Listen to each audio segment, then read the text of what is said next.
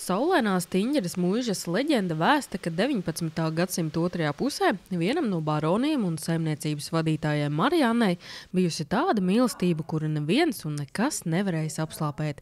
Tomēr mīles stāsts nebeidzās laimīgi un Marianna nomira no sirds sāpēm. Tā ir mūsu interpretācija, bet jā, arhīvā ir rakstīts, ka nāves iemesls bija sirds vaina vai sirds sāpes no vāciskā tulkojot. Mēs, protams, arī nezinām neko vairāk, varbūt nevaram uzzināt, bet liekot varbūt kādus faktus kopā ar sajūtām, ar interpretācijā, varbūt jā, šīs kārtu atšķirības, kas tajā laikā varēja arī izraisīt diezgan liels pārdzīvojums arī sajūtu līmenī.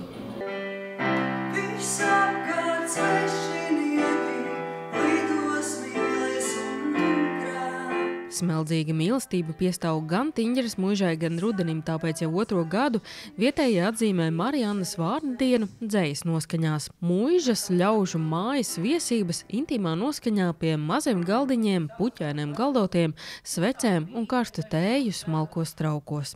Marianna gan vēl nav devusi zīmi vai vārda dienas svinības, viņu ļoti iepriecina. Ļoti iespējams, ka tas vēl tikai būs, bet pēc šī nostāsta arī iznāk, ka viņi tiešām ir bijis tāds ļoti jauks, pozitīvs cilvēks, ka tā viņas dvēseles kaut kāda būtība šeit mājo šajā pasākumā. Nedāvini man pērļu rotas, tikai paņem mani aiz rokas. Vārda dienas dāvanā katrs bija aicināts paņemt līdzi sev mīļas dzejas rindas. Daļa dalījās ar pašu rakstītiem darbiem. Talsniece Ina Lavrinoviča atzīst, ka svešajiem savus darbus atklāt ir pat vieglāk. Bet šeit vispār bija viegli runāt, jo tāda ļoti mīļa, sirsnīga atmosfēra, mājīga. Šogad netiku uz Kurzemes dzejas dienām Ventspilī, tāpēc man šīs arī sanāk tādas tā kā dzejas dienas. Zinu, ka tikai caur rudeni aiziet varam uz pavasari. Vārda diena ne tikai Mariannām, bet arī Guntrām. Šo vārdu nes bibliotēkas vadītāja, kura priecājas par iespēju cilvēkiem atgādināt, cik dzeja ir skaista. Vai pēc šodienas, pēc Mariannas vārda dienas, kāds aizies pēc kādas dzejas grāmatas? Es domāju, ka jā. Man vispār pašai arī ļoti patīk dzeja.